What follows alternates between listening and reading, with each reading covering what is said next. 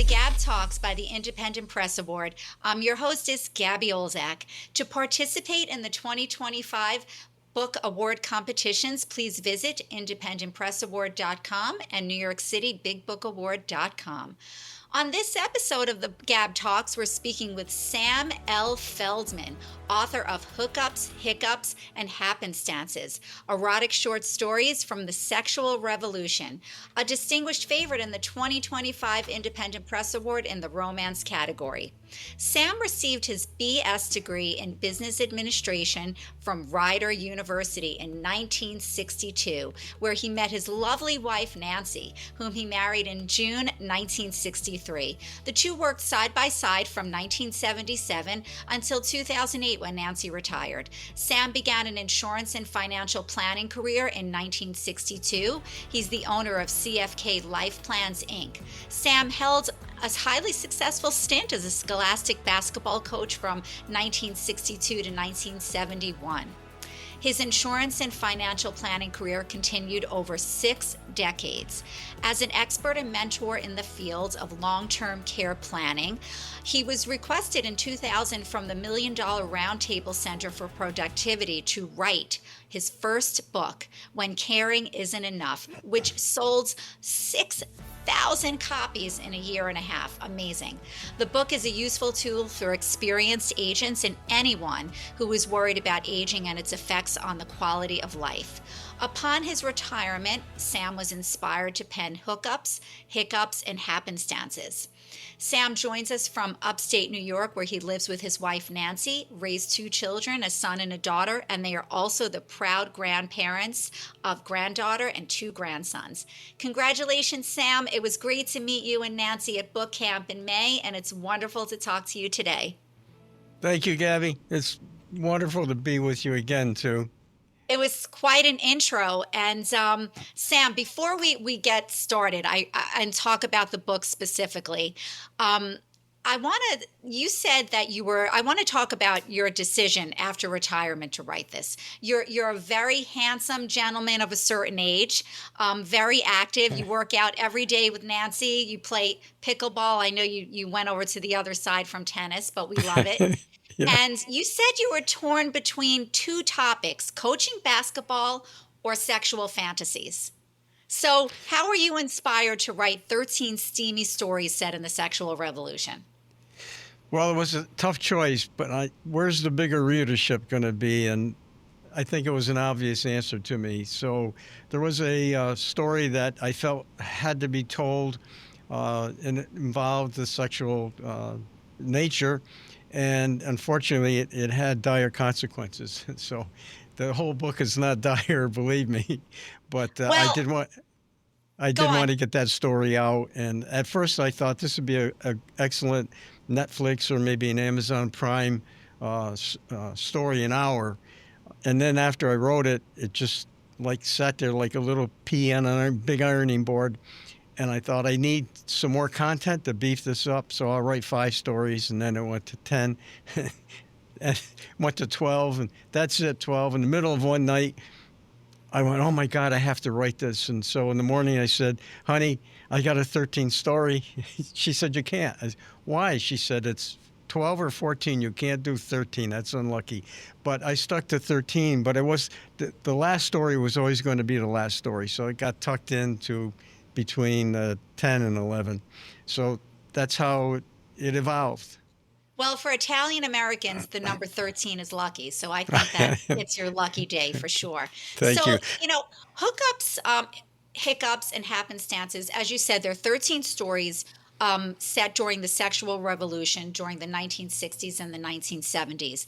And it's told through the experiences of your protagonist, Butch, who you describe as chick bait by women and a hero by his buddies. So tell us, so folks who are watching get an understanding of the setting, and also mostly let's start with the protagonist. How did Butch, your main character, come in and arrive in your imagination? Well, first of all, it is a period piece. And so the sexual revolution of the 60s and 70s was an important time for women.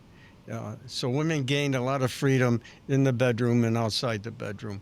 A lot of the gains for women that were gained at that time, unfortunately now are being attacked. And when I wrote the book, which was published in 2023, the very first line is, these stories may never be told again. And the very last line is, don't let them take the joy out of sex. So what did I mean? Well, what I meant has come to fruition. The presidential election has done what I foretold, because the Conservative Party now has taken a big hold, and they have what's known as Project 2025 as their manifesto.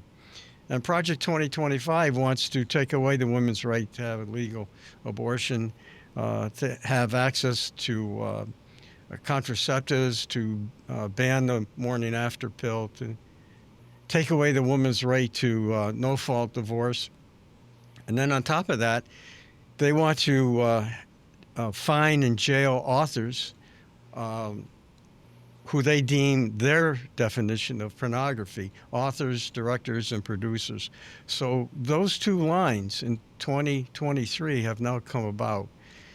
And I think it's important that that part of the story of the book gets told. The book has references to personalities and events that occurred during the 60s and 70s. Well, that was one of my follow-up questions. So, as you said, it does happen. You bring up a lot of topics and a lot of people and personalities and events that actually did happen. So, how much of the book is fictionalized? They say in fiction there's truth. Yeah, And exactly. I'll let it go at that. You'll let it go with that. We'll use our imagination. So, the sexual revolution was a time of liberation and upheaval, sexual liberation, change. How did you choose to ground Butch in particular in this story? What is it about Butch that made him a character that we would want to follow for 13 stories? Well, he had a lot of. He loved women. He was married, but he loved women. He loved the women's causes. He liked things that were fashionable, let's say, and so it became a natural thing to have him be able to express those desires. And a major part of the book is talking about communication sexually, very important. And then miscommunication has its consequences. And there is the one story in there that I previously mentioned where a doctor betrayed some people, and that had dire consequences. I've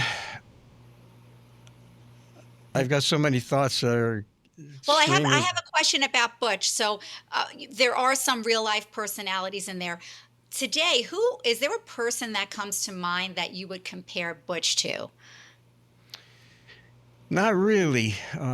Butch happened to be a lucky guy, and his buddies told him, "You're a lucky guy." Yeah. So I think there was one.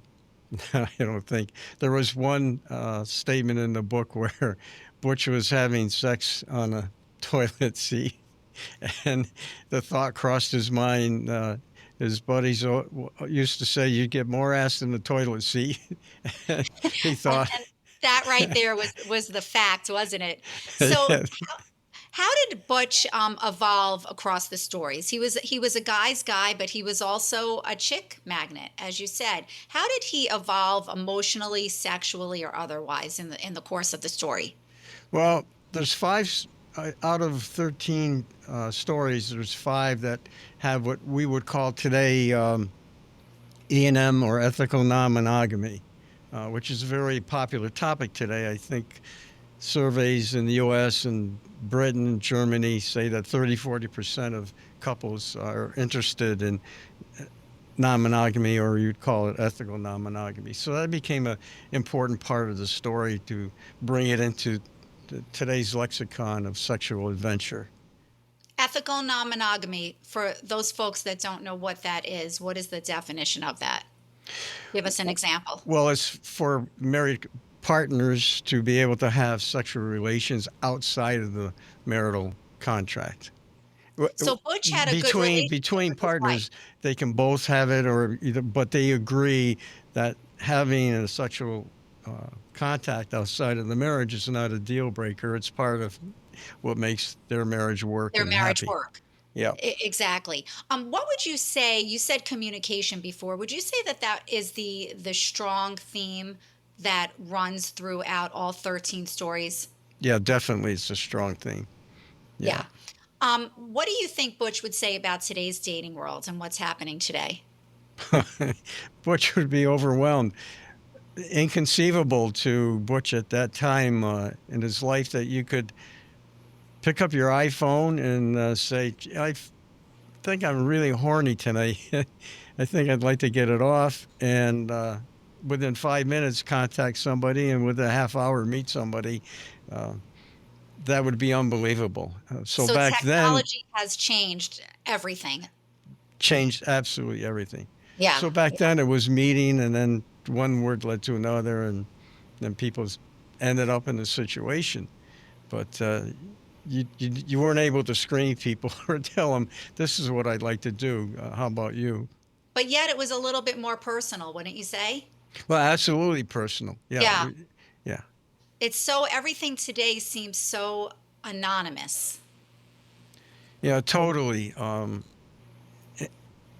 And again, for an 86-year-old, it's kind of inconceivable that that's the way it works. And I'm not condemning it.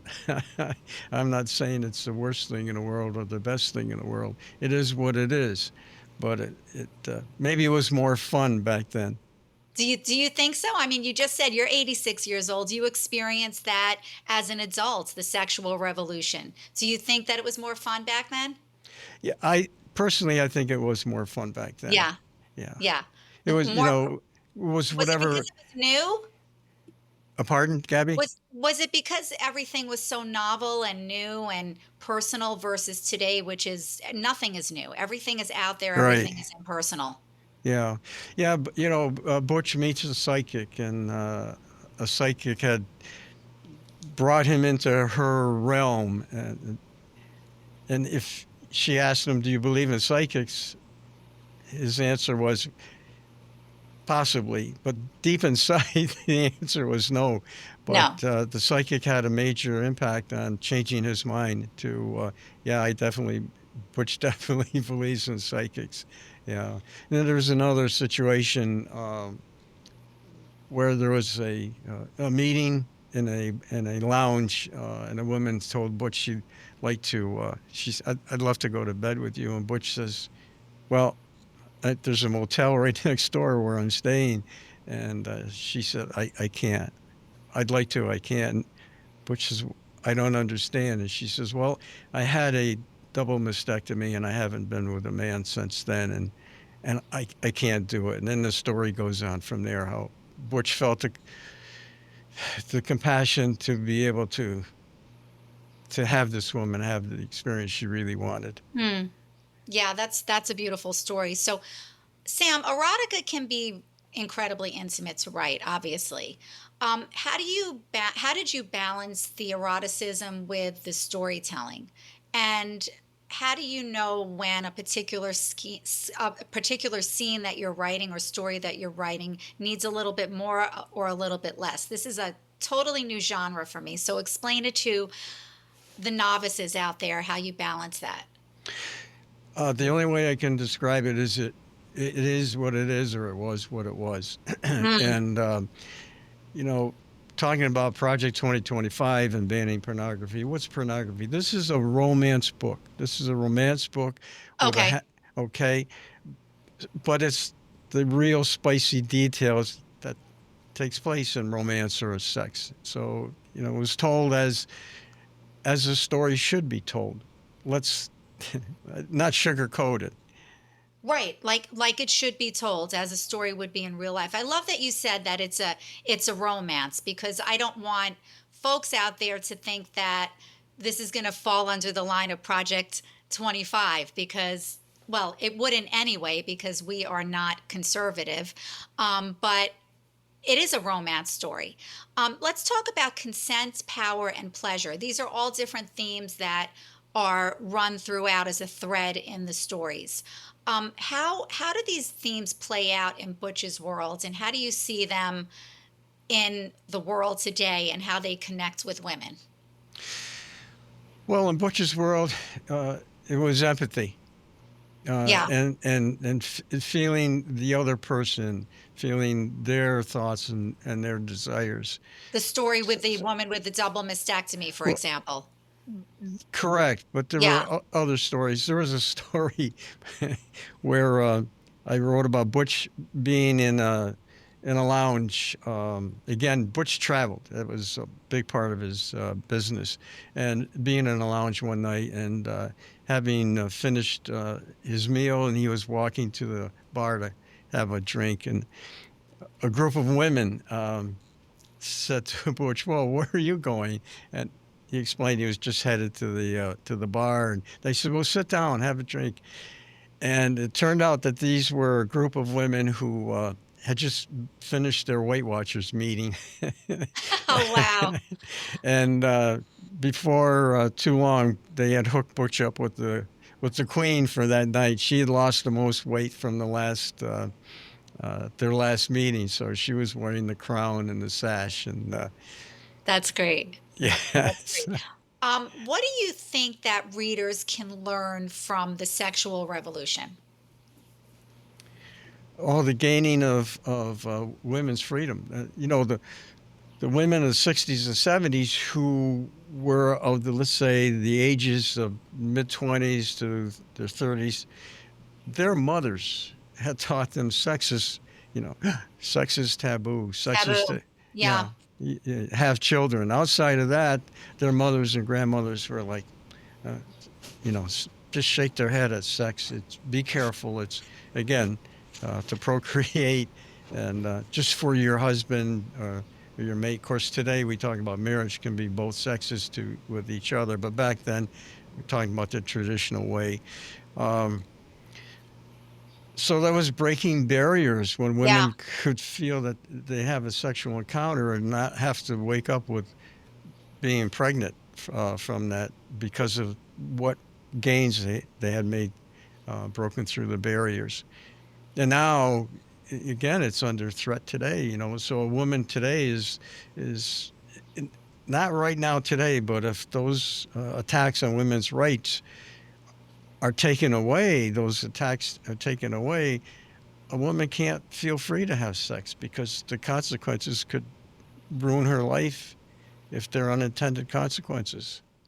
Sam, what do you think that we, and I'm speaking on behalf of other women, what do you think that we can do that the women of the 60s and the 70s did?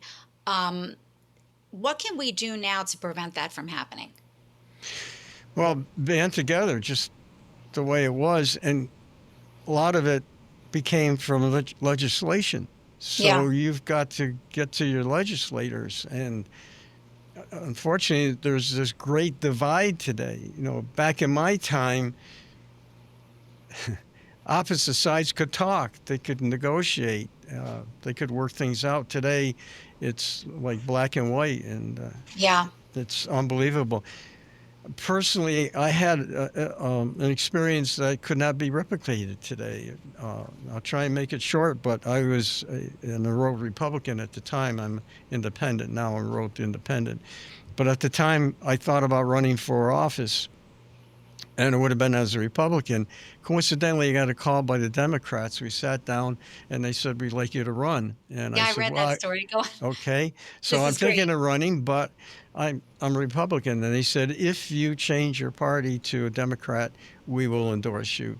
A Hmm. week later, unbelievably, I got a call from the Conservative Party, sat down in the same diner the next week from the week before, and they said, we think you should run for office. And I said, well, I'm thinking about it, but I'm a Republican. And last week, the Democrats even said they'd endorse me. And the Conservative chairman said to me, if you run, no matter if it's a Democrat or a Republican ticket, we'll back you.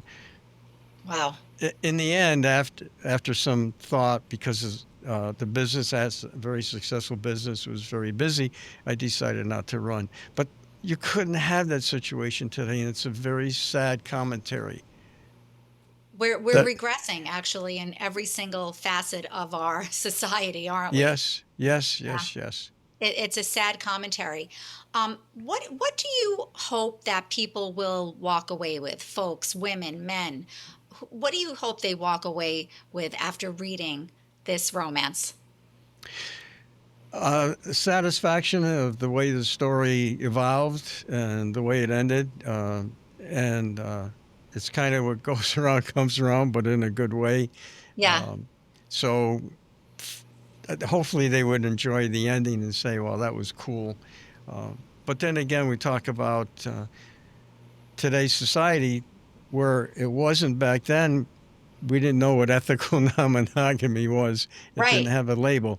But today, people might have a more curious look and come to some conclusion between a couple that, maybe this is something we can live with. We don't have to worry about getting a divorce because one of us wanted to have a sexual experience, and that made an end to a story that didn't have to end. We had a successful marriage for Yeah, 5, 10 years, and now because of sex, it's going to blow up. Well, if you have a conversation before even we get to that point, what our desires are, how we've evolved in our marriage, it might be a happier long-term marriage on a different scale than it was traditionally. communication. Again, communication. Um, Correct. I mean, how realistic is monogamy? um, to be with the same person for the rest of your life. For some folks, that works. But like you said, maybe reading this book, there will be folks out there that a light bulb will go off and they'll think, gee, hmm, maybe this is something that I need to explore with my partner. I think that's great. Opens Yeah. up a lot of options for people. Sex How and did it sex change? and love are not the same, uh, but they can Exactly. be. For some people, they can be exactly the same, but they are not the same.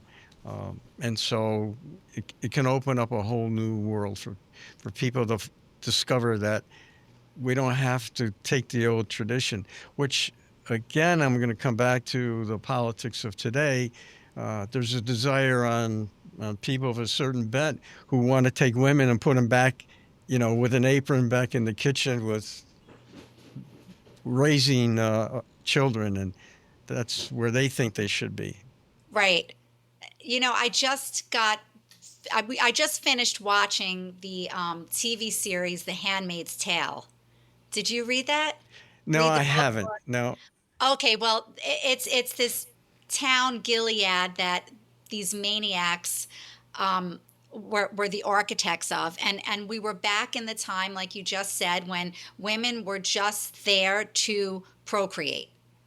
And the handmaids, that was their task. They had absolutely no other rights. And, books like this make us aware of what was. You talk about what can be and different options that folks do have. I want to talk about how it changed your perspective, Sam, writing all of these 13 stories. How did it change your perspective on desire, identity, freedom? How, probably being able to put it down in black and white. That was a very freeing experience for me to be I able to bet. take these thoughts and then again see them in black and white and then say, hey, other people might enjoy what you've just written. So that was a life-changing experience for me. That's And the and what feedback has has, feedback? Yeah, what yeah, has the feedback been like yeah, the feedback has been very positive, and that's very heartwarming. from women? Do you hear from a lot of women? Yes, from women and men. Yeah. That's So great. some some women have wanted their husbands to read the book.